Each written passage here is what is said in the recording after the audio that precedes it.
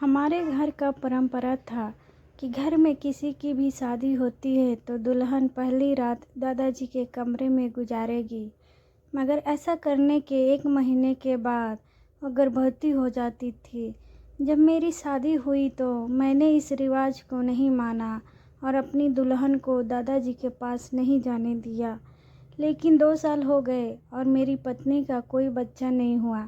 मजबूरन एक दिन मैंने अपनी पत्नी को दादाजी के कमरे में भेजा और खुद कमरे में छुप गया। फिर मैंने कुछ देखा कि मेरी रोंगटे खड़े हो गए। बुजुर्ग किसी भी खानदान के लिए अहम होते हैं, लेकिन जब बुजुर्ग ही गलत रास्ते पे चल निकले तो फिर उस खानदान का क्या हाल होगा। मेरे दादाजी मेरे लिए एक आइडियल इंसान थे, लेकिन तब तक जब तक मैं उनकी सच्चाई नहीं जानता था। वह इस हद तक गिरे होंगे मुझे मालूम नहीं था। हमारा खानदान तो दूसरों की बहन बेटियों की इज्जत करने के लिए जाना जाता था, लेकिन घर की औरतों के साथ ऐसा व्यवहार किया जाएगा ये मुझे मालूम नहीं था। मुझे लगता था कि मैं रोक लूँगा, लेकिन मैं भी मजबूर हो गया। हम एक पढ़े लिखे अच्छे खानदान से थे। हमारा जॉइंट फैमिली था, इसलिए हम सब एक ही घर में रहते थे और कभी भी हमारे घर में किसी बात को लेकर झगड़ा नहीं हुआ था। घर के मालिक मेरे दादा थे। बड़े छोटे सभी उनकी बात मानते और उनकी इज्जत करते थे। वो भी सबसे बहुत प्यार करते थे और कभी किसी को डांटा नहीं करते थे। लेकिन इन सब के साथ हमारे खानदान में एक अजीब सा परंपरा था, और वह ऐसा था कि उसे सुनकर अक्सर लोग अपनी बेटी देने से इनकार कर देते थे। इसलिए हमारे बड़ों ने अब इस परंपरा को मिटाना शुरू कर दिया। मैं बचपन से देखता आ रहा था कि हमारे घर में जिसकी शादी होती थी, जो भी लड़की दुल्हन बनकर हमारे घर आती, वो पहली रात दादाजी के कमरे में गुजारती थी। बचपन में तो मुझे इस चीज़ की बिल्कुल समझ नहीं थी, लेकिन जैसे जैसे मैं बड़ा होता गया ये अजीब परंपरा मेरे दिमाग में सवाल पैदा करता गया। मैंने बहुत कोशिश की कि हकीकत जान सकूं, लेकिन पूरे घर में कोई भी इस पर बात करने को तैयार नहीं होता था और यह सिलसिला सालों से चला आ रहा था। और हैरत की बात ये थी कि जो भी लड़की दादाजी के कमरे में रात गुजारती वो 1 महीने के अंदर अंदर गर्भवती हो जाती थी। लेकिन मुझे यह बात बहुत अजीब लगता था और मैं बिल्कुल भी इसके साथ में नहीं था।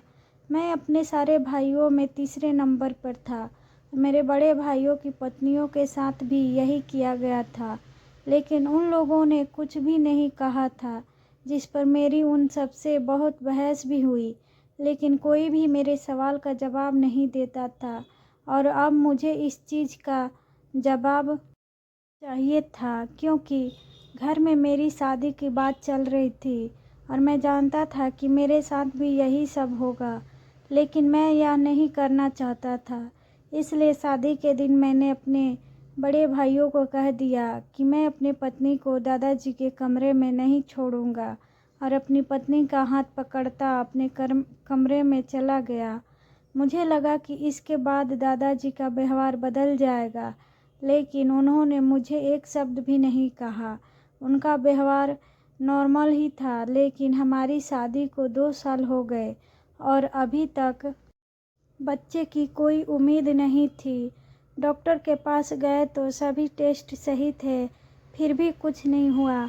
मेरे भाई मुझे अक्सर कहते थे कि तुमने गलत किया, अब सारी ज़िंदगी बच्चे के लिए तरसोगे।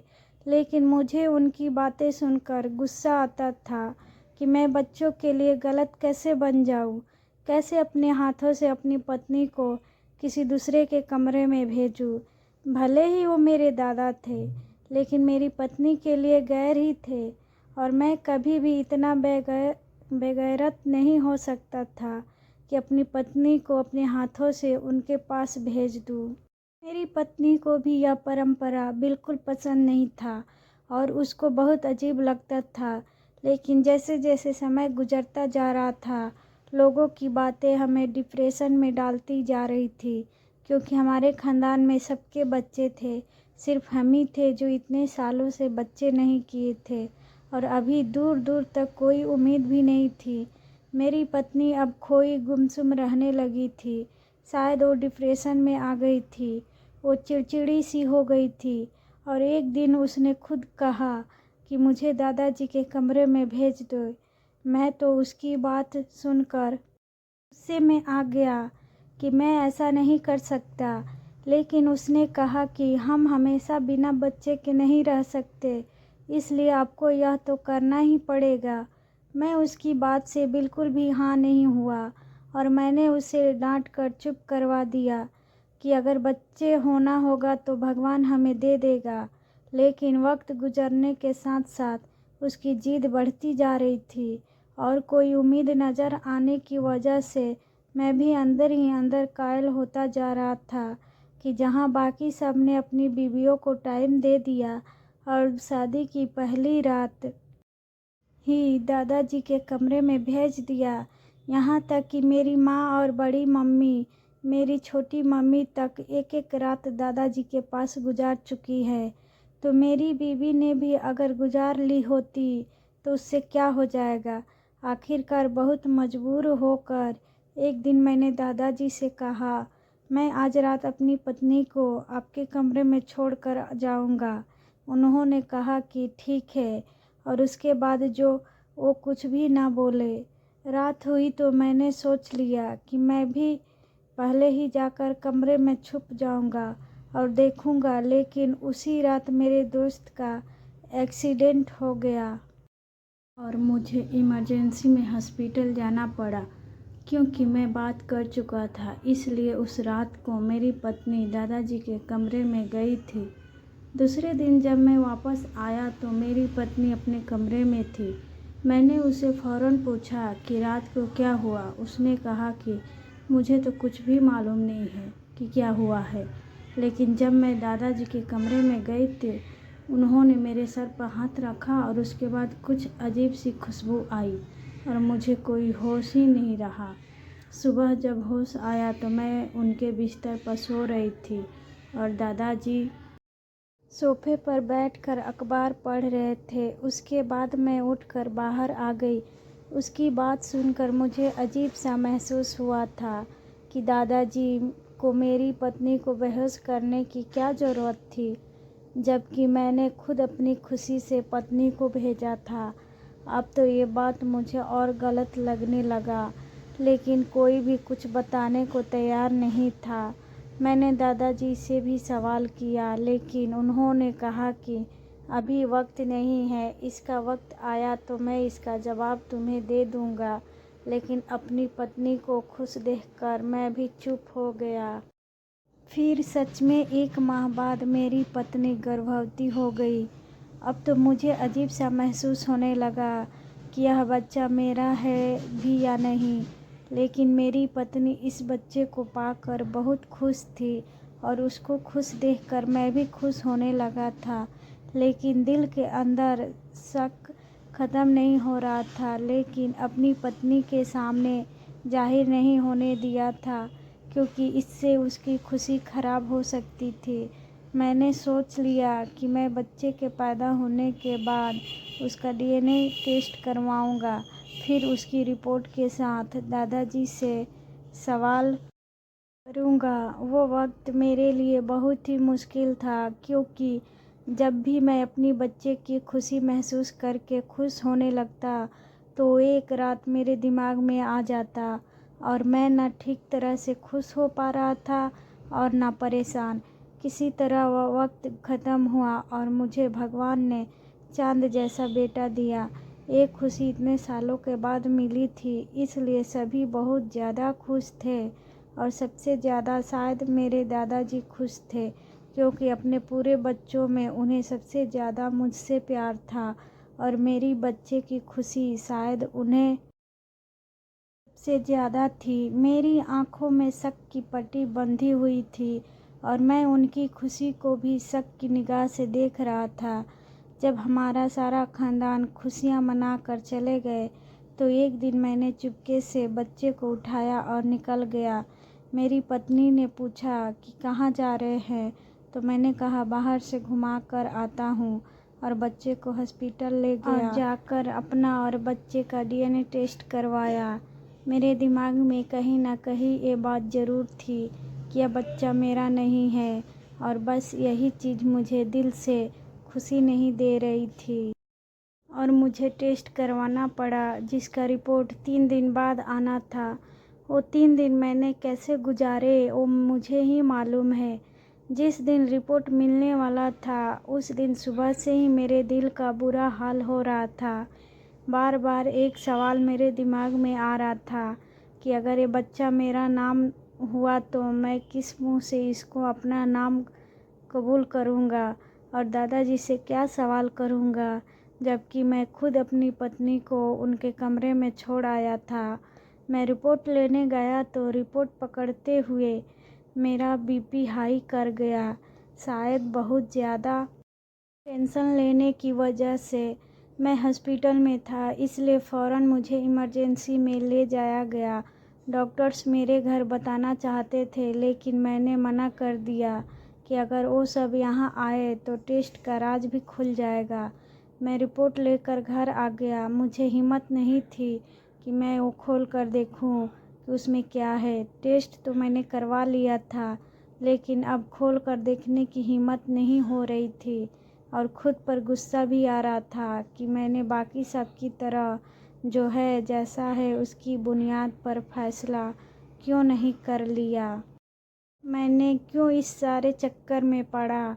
लेकिन कहते हैं ना कि किसी किसी का दिमाग बहुत दूर तक जाता है, और शायद मेरे साथ भी यही हुआ था। मैं वो रिपोर्ट लेकर घर तो आ गया था, लेकिन 3-4 घंटे गुजरने के बाद भी मैं अपने अंदर हिम्मत पैदा ना कर सका कि मैं इस रिपोर्ट को खोल कर देखूं।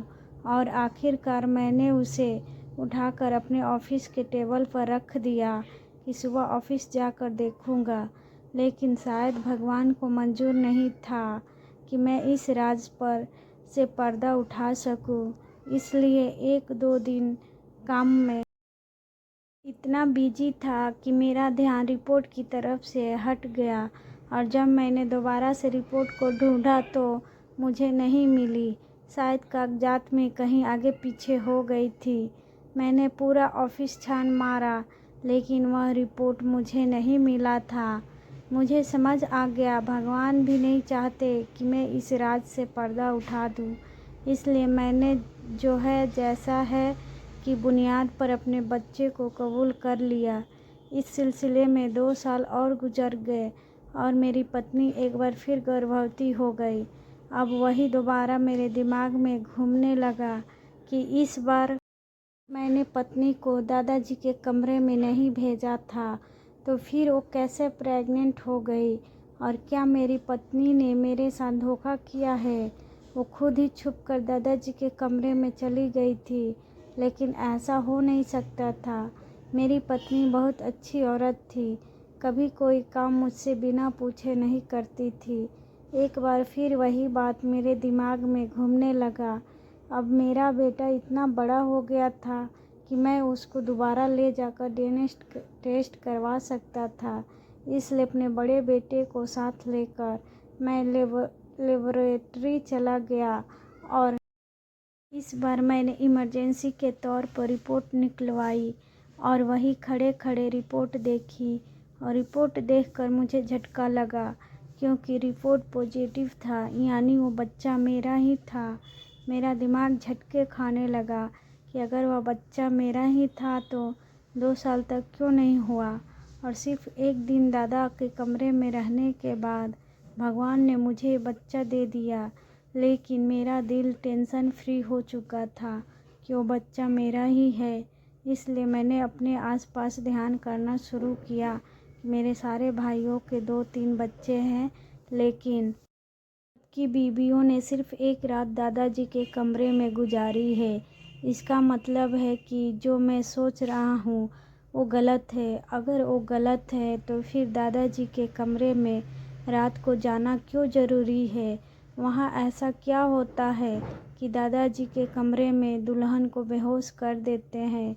यह राज जानना अब मेरे लिए बहुत ज़रूरी हो गया था, क्योंकि मेरा सबसे छोटा भाई जवान था और उसकी शादी के बारे में सोचा जा रहा था, और अब उसकी पत्नी के साथ फिर वही सब होना था जो मैं नहीं चाहता था। इसलिए मुझे इस राज को जानना, लेकिन कैसे, यह मुझे समझ नहीं आता था, क्योंकि मैं जब भी इस बारे में सवाल करता था दादाजी चुप करवा देते थे और हमेशा एक ही बात कहते थे कि बेटा मुश्किल वक्त गुजर चुका, और मैं उनकी बात सुनकर खामोश हो जाता कि शायद वो मेरे बच्चे के बारे में बात कर रहे हैं कि भगवान ने मुझे बेटा दे दिया था, लेकिन कभी समझ ना सका कि वो किस मुश्किल वक्त की बात कर रहे हैं। और फिर इस बात को भी 1 साल गुजर गया और मेरे भाई की शादी आ गई। अब मैंने सोचा कि दोबारा इसके साथ वही होगा, लेकिन मुझे कमरे में रहना था। मुझे मालूम करना था कि दादाजी पहली रात दुल्हन के साथ क्या करते हैं। इसलिए शादी के दिन मैंने बहाना किया कि मेरा एक दोस्त बीमार है और मुझे इमरजेंसी में वहाँ जाना पड़ेगा। जब सारी फैमिली बैठी हुई तो मैं उन सब के सामने उठा और बाहर निकल आया। सबने यही समझा कि मैं दोस्त की तरफ चला गया हूँ, लेकिन मैं पिछले दरवाजे से खिड़की के रास्ते दादाजी के कमरे में घुस गया। वो कमरे में नहीं थे, मैं उनके कमरे में छुप गया। अब मुझे इंतज़ार था कि कब दादाजी और नई दुल्हन कमरे में आएंगे। कुछ देर के बाद दादाजी कमरे में आए, लेकिन अभी दुल्हन नहीं आई थी और उसके आने तक मुझे धैर्य और शांति से इंतज़ार करना था, क्योंकि इतने सालों के राज के ऊपर से पर्दा उठने जा रहा था। मुझे बाहर से बहस की आवाज़ें आ रही थी, या वही बहस है जो हर दुल्हन घर में आने के बाद होती है, क्योंकि शादी के दिन दुल्हन अपने दूल्हा के लिए सजाई जाती है, और जब उसे पहली रात ही किसी दूसरे आदमी के साथ जाने को कहा जाता है तो यकीनन उसके लिए बर्दाश्त से बाहर होता है। और ये ड्रामा मैं कई सालों से देखता आ रहा था, इसलिए खामोश हो गया, और आखिरकार वही हुआ जो हम सबके साथ हुआ था। थोड़ी देर के बाद ही दुल्हन कमरे में आ गई। दुल्हन जैसे ही कमरे में आई, दादाजी उठकर वॉशरूम में चले गए। मुझे दुल्हन को देखकर उस पर तरस आ रहा था। वो घबराई हुई थी। थोड़ी देर बाद दादाजी बाहर आए और उन्होंने आकर दुल्हन के सर पर हाथ रखा और कहा कि बेटा घबराओ मत, कुछ नहीं होगा। और बात करने के साथ ही दादाजी जेब से हाथ निकाले तो उनके हाथ में रुमाल था और उन्होंने उसकी नाक पर रख दिया। 1 मिनट के अंदर वो दुल्हन बेहोश हो गई। यहाँ तक तो मुझे पहले से मालूम था। मुझे इंतज़ार था कि अब दादाजी करते क्या हैं। उन्होंने दुल्हन को आराम से बिस्तर पर लिटाया और उसके ऊपर कंबल डाल दिया, लेकिन उसके बाद जो मैंने देखा, उसने मेरे पाँव के नीचे से ज़मीन निकाल दी। मैंने सारी रात कमरे में बैठा रहा। बड़ी मुश्किल से वक्त निकला। सुबह के करीब जब दादाजी की आंख लगी तो मैं खामोशी से खिड़की के रास्ते बाहर निकल आया। लेकिन जो कुछ मैंने देखा उसके बाद दादाजी से सवाल करना तो बनता था, लेकिन मुझे यह डर था कि अगर मैंने दादाजी से सवाल किया, उन्हें मालूम हो जाएगा कि मुझे उनका राज मालूम हो गया है। लेकिन बार बार मैं सोचता हूँ, ऐसी क्या बात थी कि दादाजी को यह सब करना पड़ा। और मैंने बहुत बार बातों बातों में उनसे पूछने की भी कोशिश की, लेकिन हमेशा दादाजी बात टाल देते हैं। लेकिन इस बार दुल्हन को 2 माह गुजरने के बाद भी बच्चे ना हुए। अब तो सब कोई परेशान हो गया कि ऐसा क्यों है, लेकिन सभी ने इंतज़ार किया कि भगवान की तरफ से देर हो सकती है। दादाजी ने कहा कि मुझे लगता है कि यह राज कोई और भी जान चुका है। सब एक दूसरे की तरफ देखने लगे तो दादाजी ने कहा कि इस घर में कोई इंसान ये राज जान चुका है। अगर ये बात किसी और को मालूम ना होती तो अब तक बच्ची गर्भवती हो चुकी होती। यह सुनकर मुझे अजीब लगा कि दादाजी को कैसे मालूम हो गया कि ये राज कोई दूसरा भी जान गया है। लेकिन मैं खामोश रहा और मैंने बिल्कुल भी बात नहीं की। कुछ महीने गुजरे तो दादाजी बीमार रहने लगे। एक दिन उन्होंने हम सबको बुलाया और कहा कि मुझे सच सच बता दो कि तुम लोगों में से कौन इस राज को जान चुका है कि पहली रात दुल्हन मेरे कमरे में क्यों आती है, क्योंकि मुझे लगता है कि मैं ज़्यादा दिन नहीं जी सकूँगा और जो आदमी राज को जान चुका है मैं उससे कोई बात करना चाहता हूँ। तो मुझे लगा कि सवाल करने का यही वक्त है। मैंने कहा, दादाजी मैं जानता हूँ। दादाजी ने कहा कि बाकी सब जाए, तुम मेरे पास बैठो। मैंने सबके जाने के बाद दरवाज़ा बंद किया तो दादाजी ने पूछा कि सबसे पहले तो ये बताओ कि तुम यह राज कैसे जानते हो। मैंने उनको सच्चाई बता दी कि मैंने छुपकर सब कुछ देखा है। उन्होंने कहा कि तुम इस राज को जान चुके हो तो अभी ये राज तुम्हारे पास एक अमानत है।